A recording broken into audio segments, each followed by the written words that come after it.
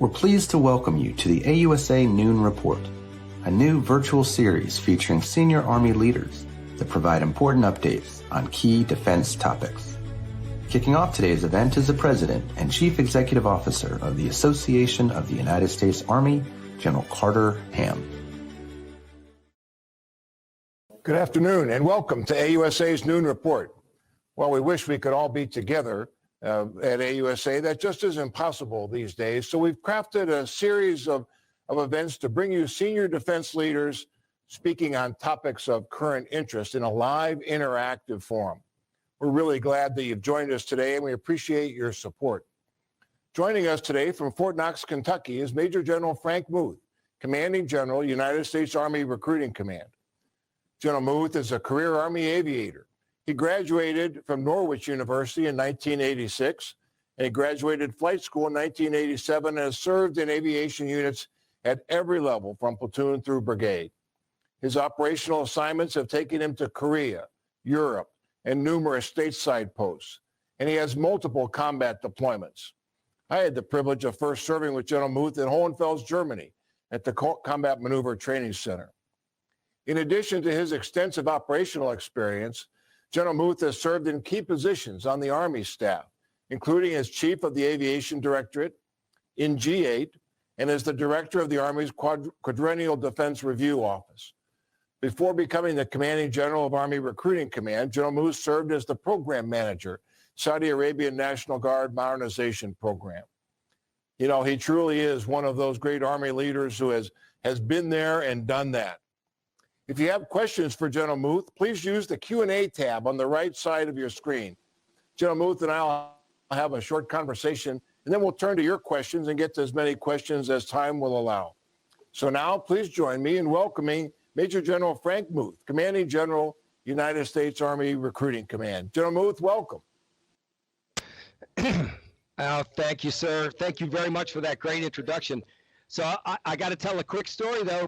It was 1996. As a matter of fact, it was April 96 at Hohenfels, and it was a Captain Muth and Lieutenant Colonel Carter Ham, and with a couple other folks put together the Run the Box. And if you remember, that was the first annual Run the Box. 19 people signed up from running from the Emhoff Gate out to Checkpoint 50. It was 14.3 miles.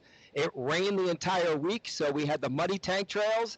And at the end of the day, we all finished, and it became a tradition at Hohenfels for the next 15 years after that.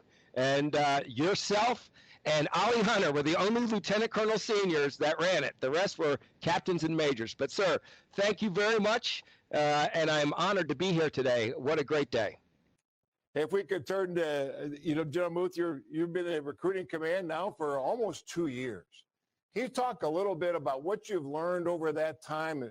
What is it that causes young women and men to join the Army, to make that commitment? What are their motivations? What are you finding out causes them to join the Army? Sir, great question. Well, when we do a little bit of history, when we first came in together, myself, Command Sergeant Major Tabitha Gavia, who I always refer to as the smarter of the two, which she gladly says, of course it is, or she is, but she is. We came together, that year was not a good year for the Army recruiting, and we failed the mission that year by 6,500. And so we had to look at a lot of different avenues to try to bring recruiting from the industrial to the digital age and have a renaissance of recruiting across the board.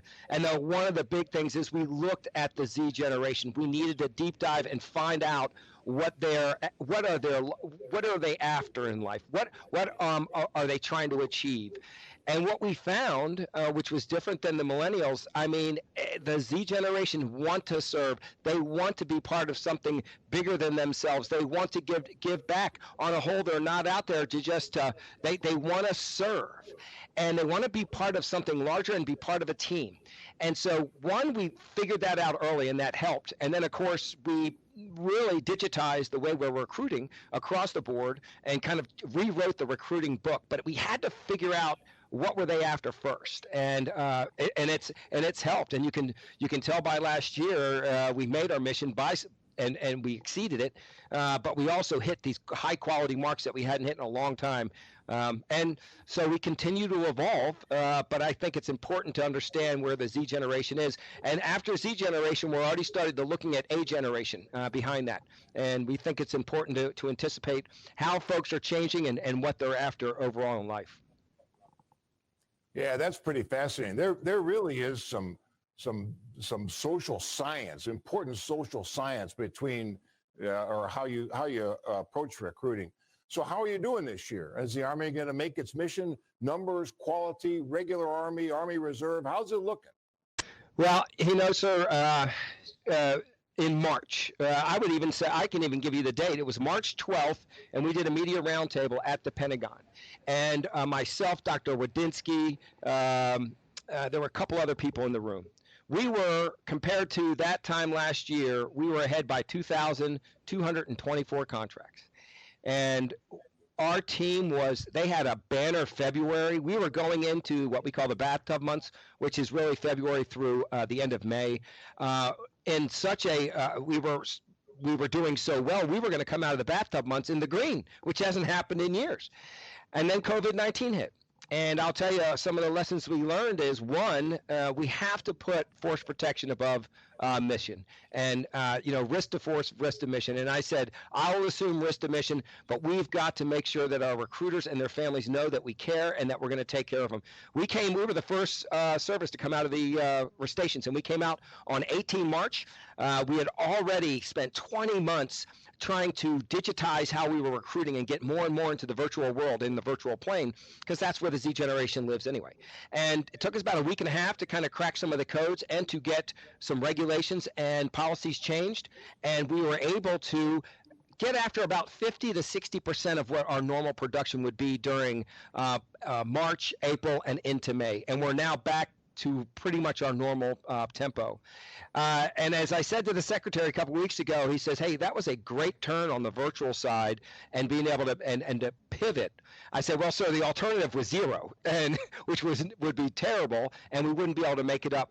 But to answer your question, I think, one, because of our transition, and two, being able to keep the funnel full even during the low months, it's going to be close, but I think we're going to make our mission this year. And at the end of the day, what the dialogue is more and more about with the senior leadership is end strength.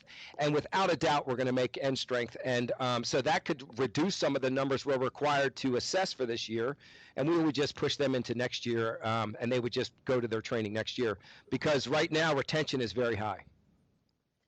Yeah, that's obviously very encouraging for the all-volunteer Army as we move forward. I'm gonna come back to you in a moment about how COVID-19 has affected recruiting, but as we look forward to next week, you've got a big event coming up next week, National Hiring Days. Talk a little bit about what that is, why that is. Are you targeting specific specialties? And because we're AUSA and we're all over the country, we want to know, what can we do in the local communities to help you in National Hiring Days?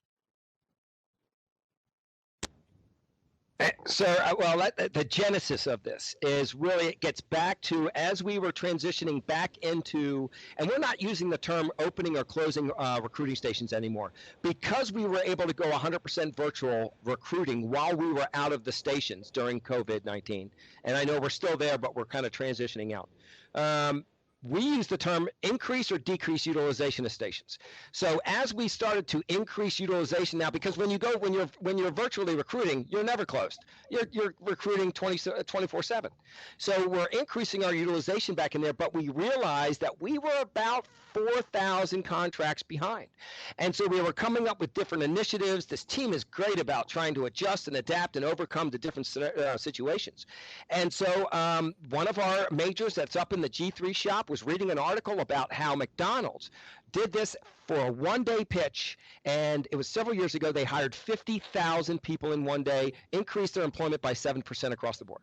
Now, we're not McDonald's, and I get that, but they brought that concept to us. We put it together. We pitched it to the secretary. He was all over it. So it is Army National Recruiting Days. It's never been done in the Army. We have never done this, and it's 30 June to 2 July. And what we're asking everybody that is either a member of the Army or that is affiliated as a veteran, is a CASA, is a AUSA regional rep or a chapter president or whatever you do for our service, become an active recruiter for 3 days. And what does that mean? An active recruiter can go onto a social media platform and put together a 30-second video or a message that says, join us. And, that we have 150 different MOSs. We are focusing a lot on some combat arms during this time, but we have linguist jobs open. We have cyber tech jobs open. We have healthcare jobs open.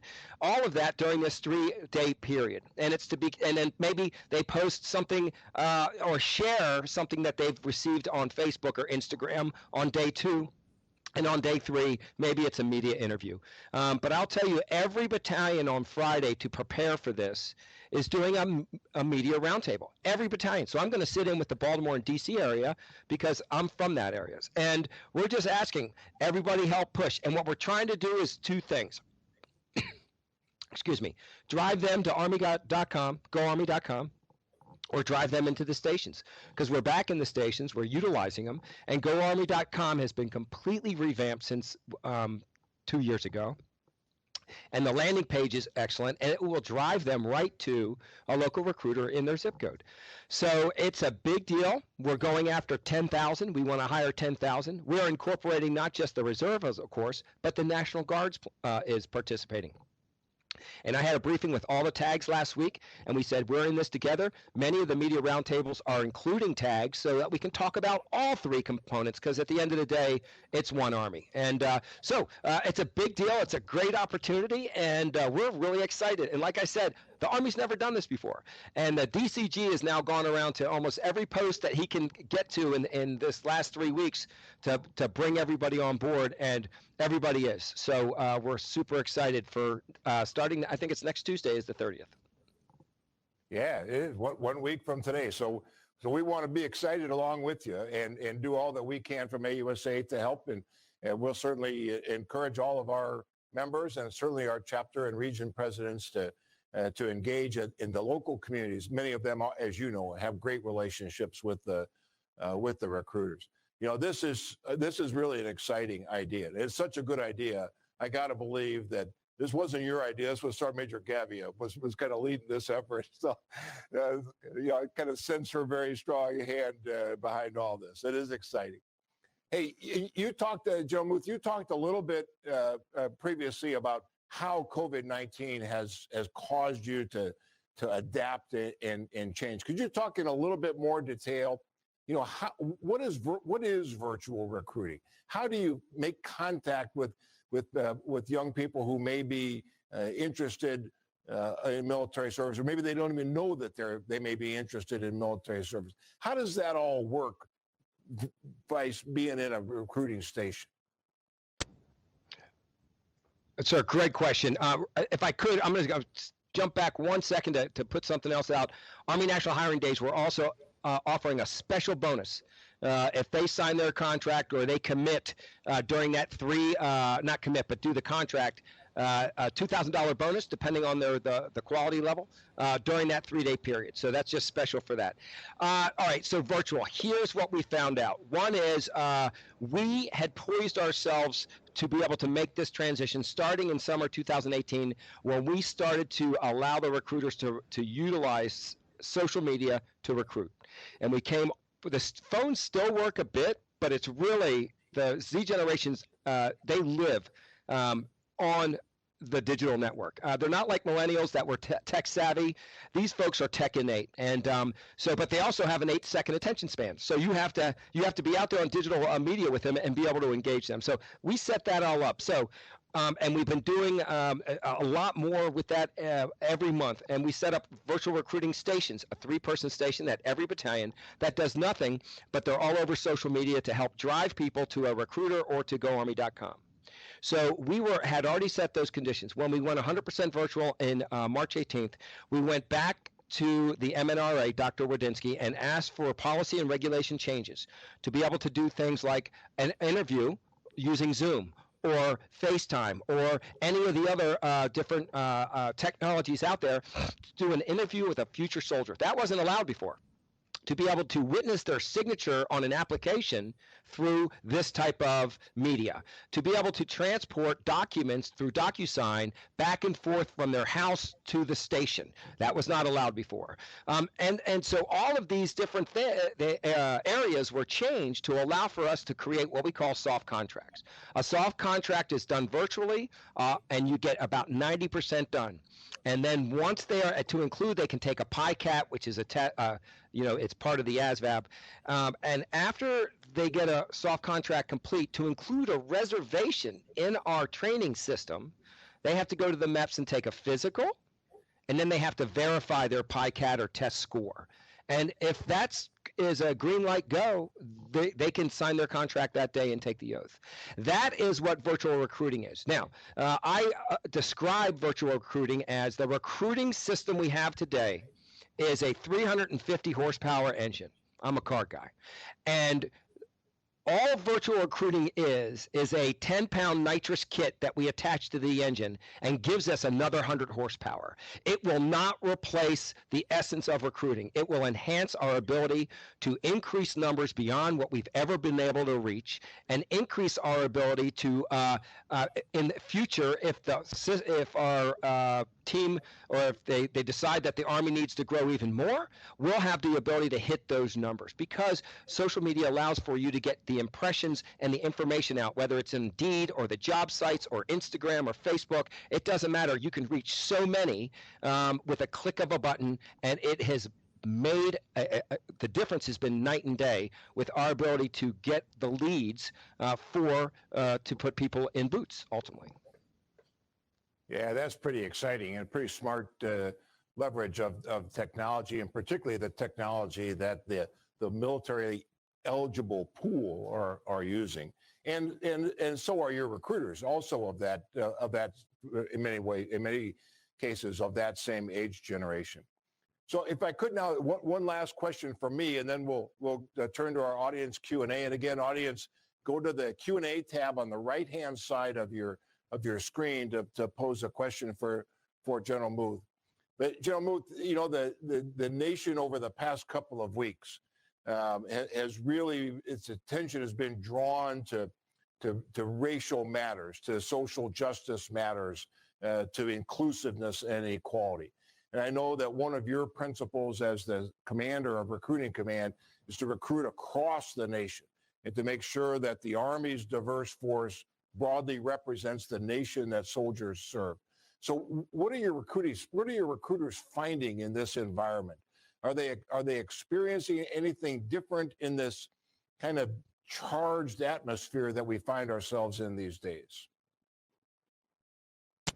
There's a couple aspects to this, sir, that I'd like to touch on. One is, you're right. We have to have an Army that is representative of across our nation.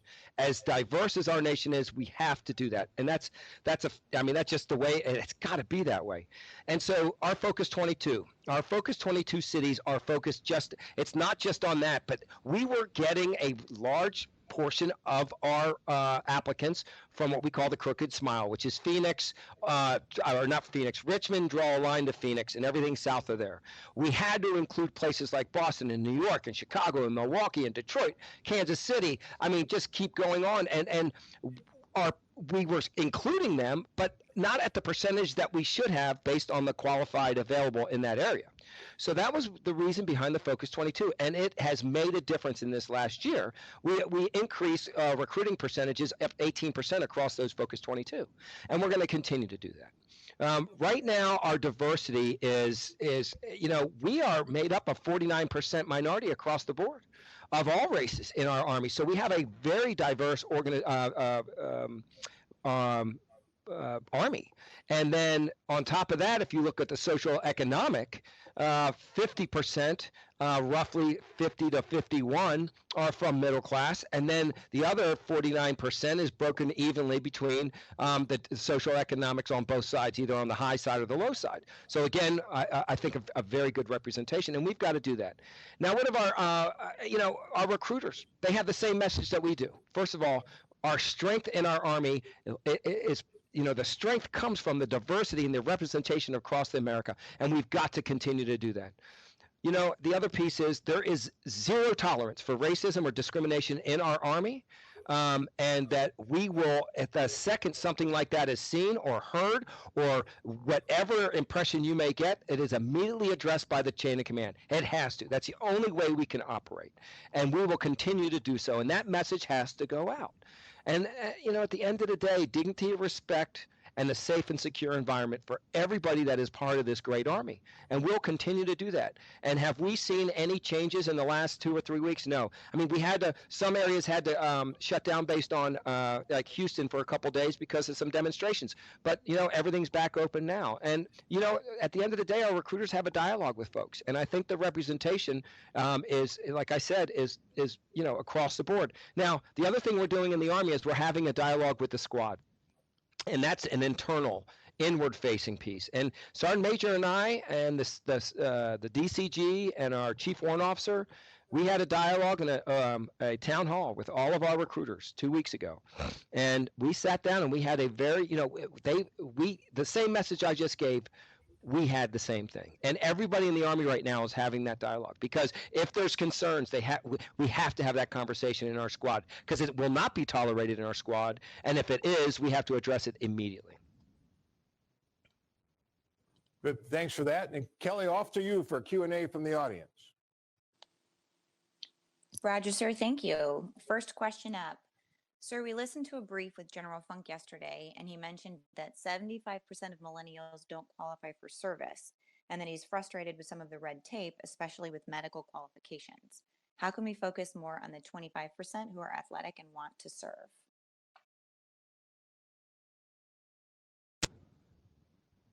Yeah. So, I mean, it is it is what it is. And at the end of the day, we do have a lot of folks that, one of the highest percentage of why they are disqualified is because of obesity.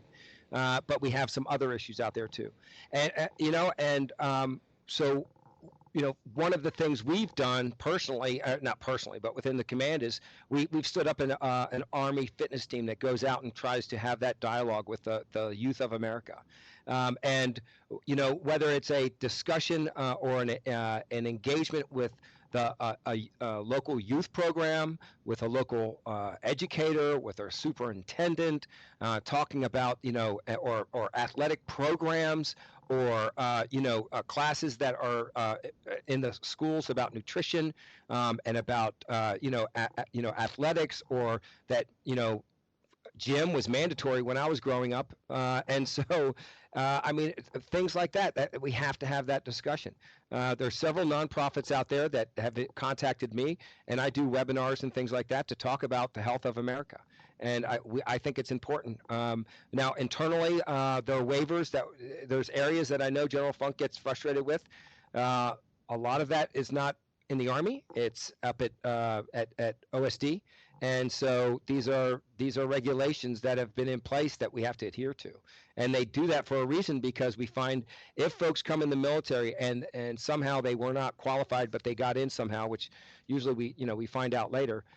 They either end up not finishing training because they get injured, or they don't finish their first term because of injuries or something like that. So I would just tell you that continue to have a dialogue with both your elected officials, your nonprofits, and your educators in your area about the importance of fitness and nutrition. Okay, thank you, sir. Next question. Do you think you need a new type of recruiter? Do they need to be more tech savvy and understand how to use social media effectively? And how have you changed recruiter training? That's a great question. And so here's what we are doing through the lessons learned of COVID and what we are calling our 100% virtual recruiting time frame or time that we were out there. We're coming up with a concept, which I just briefed yesterday, called the autonomous recruiting operations. And that is going to increase the mobility of our recruiter. But it does start with what part of your question was. We're going to institute a test, the Army that is going to determine not just the aptitude for recruiting, but some of the specifics as it relates to technology. And NCOs, as they come up on their potential time for a PCS move, they would be required to take the test. And the intent is, are they better suited to be a drill sergeant, or a drill instructor, or a recruiter? To give you some, first of all, to break that out. And then after that, we determine which ones would potentially come in or do a specific technology or social media type of recruiting operation. We are and have already changed our curriculum. We are spending much more time doing social media, and it's not just about it's not just getting on social media. There's a certain way to do it that allows for you to create either content or post your content. Being creative catches everybody's attention. There's a thing called Boost, which we've now, one of the new changes is recruiter gets essentially a stipend every month, and has been forever, to take an applicant out to eat at $75 a month. And for years we were hearing that the recruiters wanted to boost on social media, Instagram or on Indeed or Google advertising. And they had to use their own money because, they would request money from brigade, but it would take months. So we got the authorization for them to use that $75 now to boost, not just for food, but to also boost on social media. And so we're increasing that. So it's a great question. We are changing the way we're going to recruit. We're going to change the way that we are going to bring in recruiters, how we train them, and then how we get them out there in the environment recruiting. Because the question in the future is, if your autonomous recruiting operations is successful, I don't think it's going to replace the brick and mortar 100%, but it could take a 1,200 square foot or a 900 square foot office space with 18 recruiters in it, and reduce that to a 200 square foot or a kiosk where they're basically always mobile, and they just come there to huddle at like a patrol base, and then they go back out and do their operations. So it's very exciting times for recruiting, and we've learned a lot, and I'm excited to kind of put some things in motion before I depart.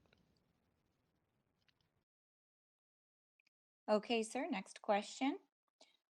It looks like your recruits were down a bit, as you mentioned, by about 2,000 in April.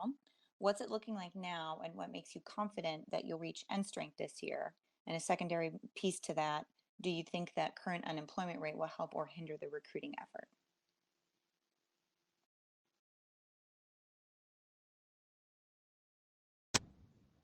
So I think end strength is very strong. I mean, I'll just tell you that the interest of soldiers to continue to serve another year or two is very strong, and that is ultimately for them to re-enlist and then maintain our end strength. Because remember, end strength is both a combination of re-enlistment, but also retention and also recruiting. I mean, we are behind probably about 4,000, and why do I think we can make it up? Well, the recruiters' numbers, for example. We just recently did, for Army National Hiring Days, we did what we're calling a rock drill or a dress rehearsal over the Army birthday weekend, and we called it Operation 245, and it was Friday the 12th and Saturday the 13th, and some folks worked Sunday, not as many. We ended up getting 10,000 what we call makes. Makes is not just, it's somebody committing to coming in and talking to a recruiter, whether you get that make online or they come into the station. A make, there's a percentage that won't show up. And so the next line is actual conducts. We ended up doing 7,000 conducts just from those 2 days. And that'll equate to about 1,000 contracts, 800 to 1,000. So we think, along with Operation 245 or Army National Hiring Days, and getting the Army involved, and some other things that we put into place, that we can make that delta up. And at the end of the day, I keep getting asked, what's your number? What's your number? And I think it's the best way to say it.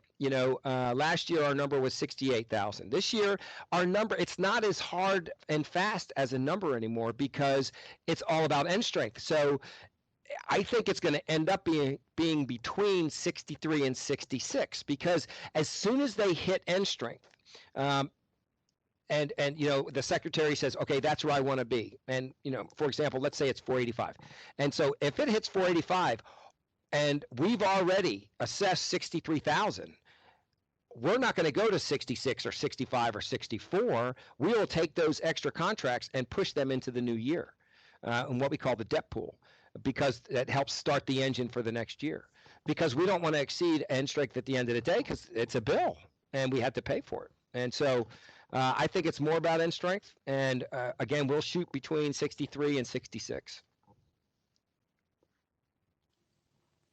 Okay, sir, next question. If for some reason the mission is short near the end of the year, will waivers and possibly Category 4 recruits be considered? So quality over quantity, quality over quantity, quality over quantity, and those are the words that came from Dr. Esper's mouth to me, that literally within a week of me taking command, and Secretary McCarthy is absolutely the exact same way. It is quality over quantity. We do the Secretary Esper put into place where we were typically allowed 4% of CAT force at the end of the year. He wanted to increase that quality, so he capped us at 2%, and last year we ended up closing at 1.81%, well below the DoD authorized 4%. So no, we are not going to change our waivers. We're not going to change the quality that's coming in, and I think there is plenty out there to fill to put in boots, to fill our ranks at the quality set, to ensure that we have the right people wearing our uniform every day.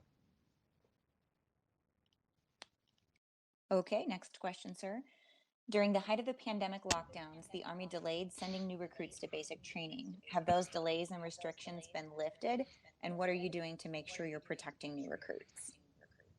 Great question. It was, gosh darn, I think it was probably the 25th-ish of March, maybe the 1st of April, that we, when this thing started hitting about 18 March, we continued to ship at 100%.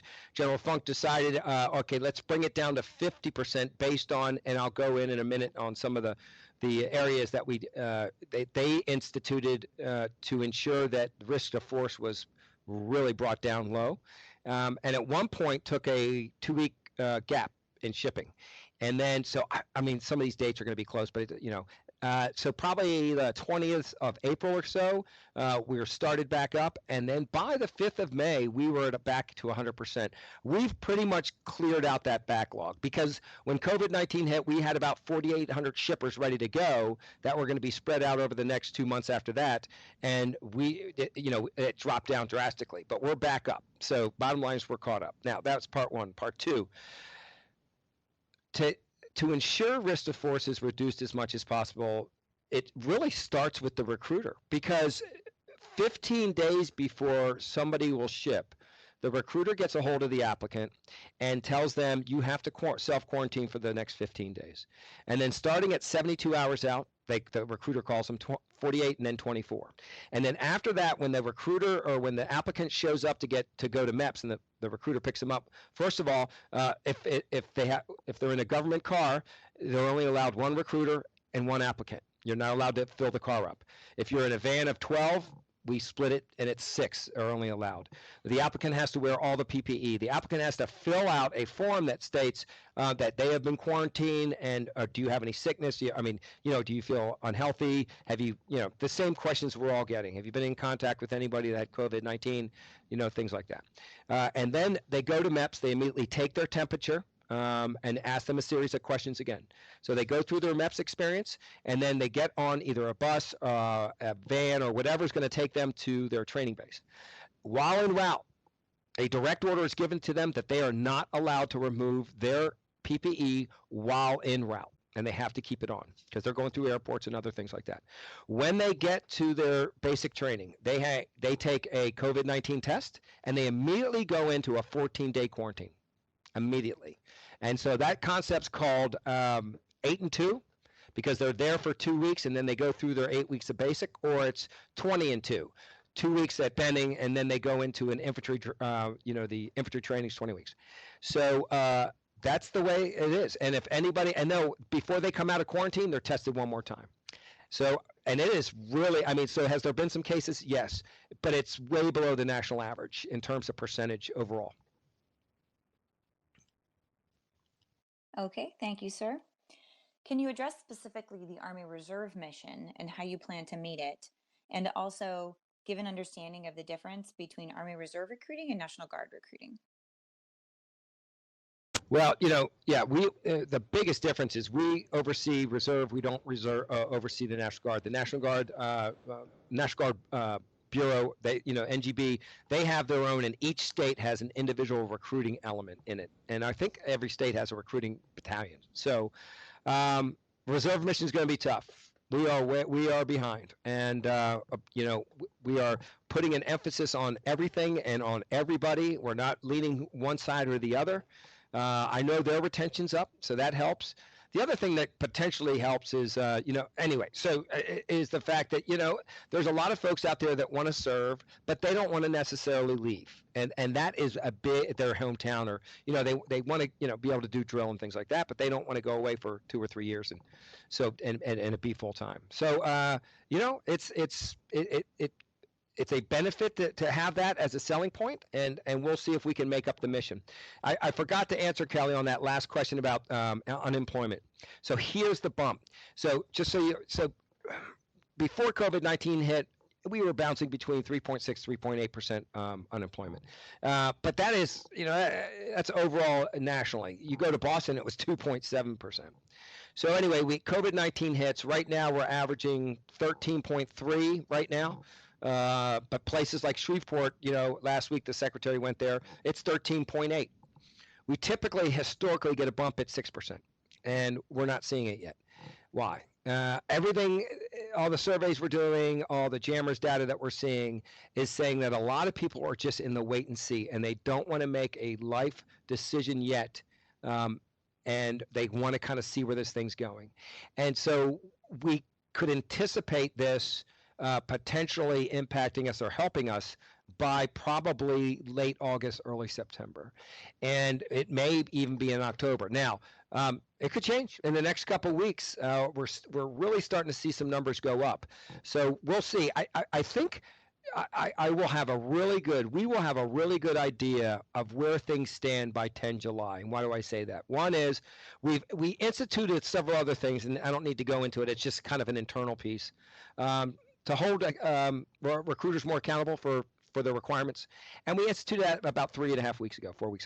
So that's one. That was a big change, big initiative. And then with this Army National Hiring Day, and that's going on next week. And anytime you change something in recruiting, we call it's a 6 to 8 week flash to bang when you start to see results at the other end.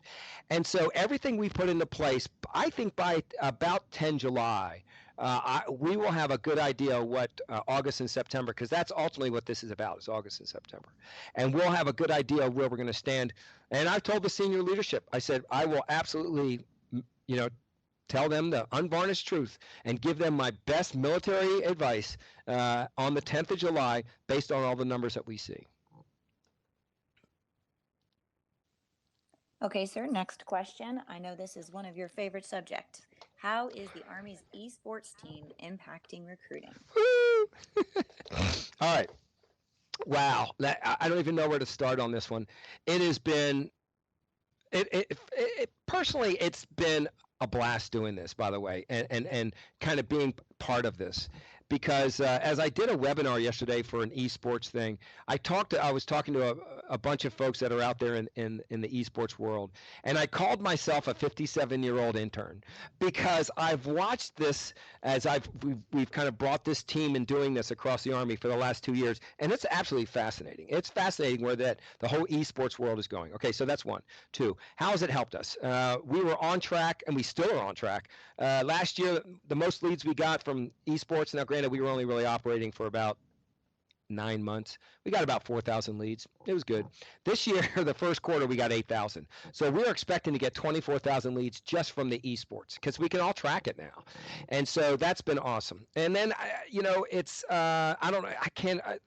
hundreds of tournaments for eSports And it wasn't just with the esports team anymore. It's because the recruiters have realized that this is such a great recruiting tool. And you don't go into these tournaments recruiting. Hey, who wants to join the Army? It starts with a player on player having a discussion and a dialogue, and ultimately it's like, what do you do, man? Because they don't know where you're from, and you say, oh, I'm in the Army. Well, what do you do in the Army? And then they start the dialogue, and that's how it goes. And so all these different recruiters have been out there doing their 100% virtual recruiting, running different tournaments, some large, some small. And then, so what's the numbers look like?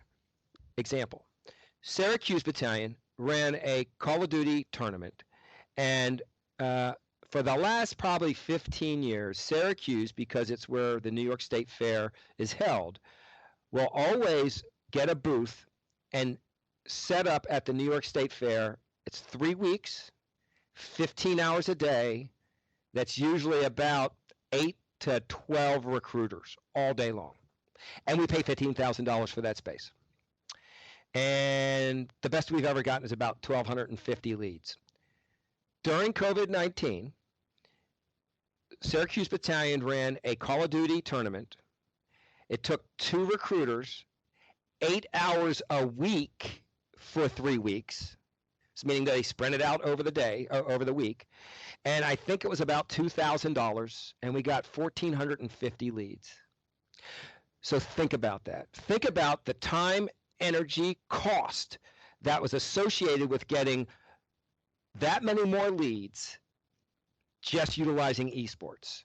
And I'll tell you this, the second piece that we're now standing up, and I've kind of given the team guidance on this, is we have esports, which we're going to continue to do. And if you're familiar with it, it's League of Legends, it's Overwatch, it's Ultimate Fighter, it's Call of Duty, it's Fortnite, all the ones you've heard about. We're going to stand up a 3-person, my intent is to at least get the ball rolling, a 3-person cyber team.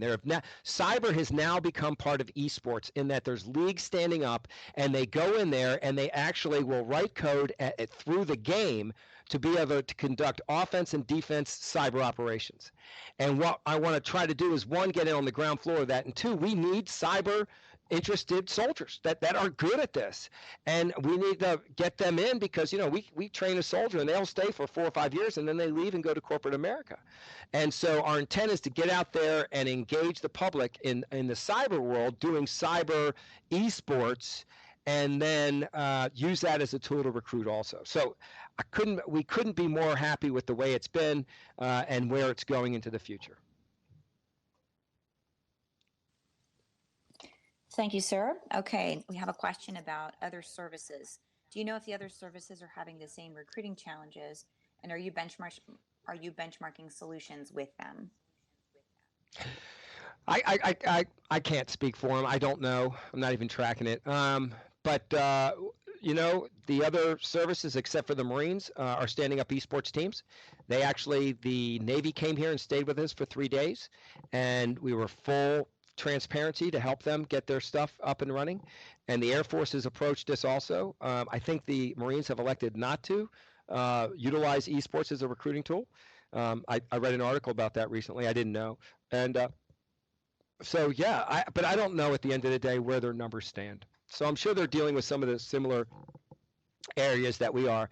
And if they were not, I can tell you this, if they were not poised to keep their numbers flowing at least a bit during the least utilization of their stations, where they either went down to 1 or maybe 2, or they couldn't get into schools anymore because they were all closed, I think, cracking that code, which I think we pretty much did, and we learned a lot, really helped us a lot. So, and if you didn't crack the code, I could see where that may not be good.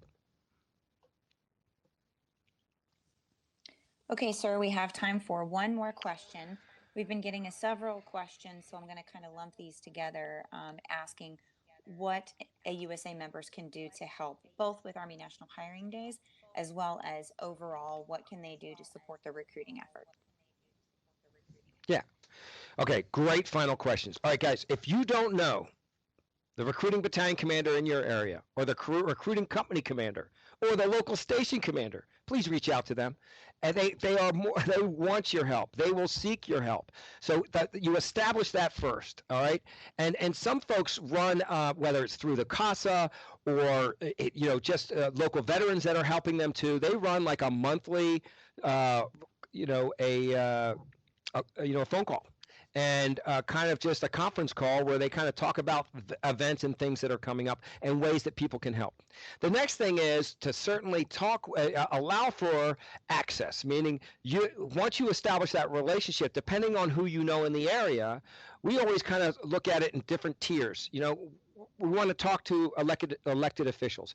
We want to talk to educators. We want to talk to first responders. We want to talk to influencers and nonprofits. And if you know any of those folks that our recruiters can sit down and talk to them about getting access to the youth of America today, or talking to those influencers that can ultimately go down and talk to their recruit, and that could be a mother, a father, an aunt, an uncle, or a friend of the family. That's what we're trying to do, and that's what we're trying to engage. And what we're asking people to do on Army National Hiring Days is to take that recruiting engine, which sits there and operates at 350 horsepower and does some great burnouts, but we're going to put a 10-pound nitrous kit on it for 3 days.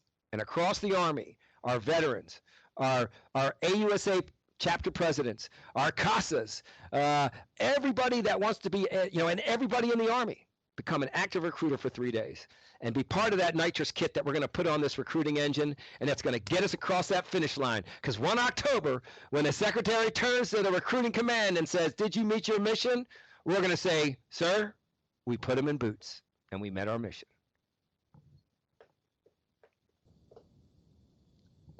Hey, thanks, General Muth. I think we set a new noon report record for the number of questions asked and answers provided, and we certainly appreciate your candor. And for all of you, thanks for submitting some great questions, more than we could get to, but we'll make sure that General Muth and Sergeant Major Gavia get those questions, and they can make sure they continue to focus on improving their mission accomplishment, and particularly focus on National Hiring Days next week. A special shout out I saw in the chat room, Major General Felix Gedney from the British Army, a great friend of the American Army. General Gedney, thanks for watching today. I know you and General Muth have a long-standing relationship. I know it means a lot to him. Let me take just a moment, General Muth, and publicly thank you, not just for today, and not just for your time at Recruiting Command, but for your many years of faithful service to our Army and to our nation. As you near the end point of your service in uniform, as someone who's known you for a long time, I just want to, again, commend you for all that you have done. And for our audience today, when officers are first commissioned, they raise their right hands and swear an oath. And many of you are familiar with those words. And General Muth, I would say to you, as you near the end of your service, you have fulfilled that oath. You have well and faithfully discharged the duties of the office upon which you entered all the way back in 1986. And more importantly, you have made every soldier that you have encountered a better person, a better soldier, a better citizen. So thank you very much for all that you have done for so many years. Godspeed, duty first. So before we break today, again, thanks for joining us today. A couple of upcoming events to focus on this Friday, June 26th. Please join us for a special edition of the Noon Report, a conversation on race in the Army. This is our second episode in this series. This will feature General Dennis Vai, General Vince Brooks, Lieutenant General Nadia West, and Command Sergeant Major James Sims, all Army retired after serving distinguished careers. Friday, June 26th, Noon Report. On Tuesday, June 30th, we're pleased to host General Paul Funk, Commanding General, U.S. Army Training and Doctrine Command. And our next Thought Leaders event will feature Lieutenant General Laura Richardson, Commanding General of U.S. Army North. And that will take place on July 14th at 10 Eastern Daylight Time. for more information about these events or all that AUSA is doing, please just visit our website at ausa.org. Finally, a big thank you to all of you that tuned in today who are AUSA members. AUSA membership matters. And through your membership, you support soldiers and their families, and you support events like today's event. So thank you very much for that. For those of you who, for one reason or another, are not AUSA members, again, just go to ausa.org. It's easy to join or renew your membership. We'd love to have you on our team. Again, thanks all of you for joining us today. Have a great Army Day.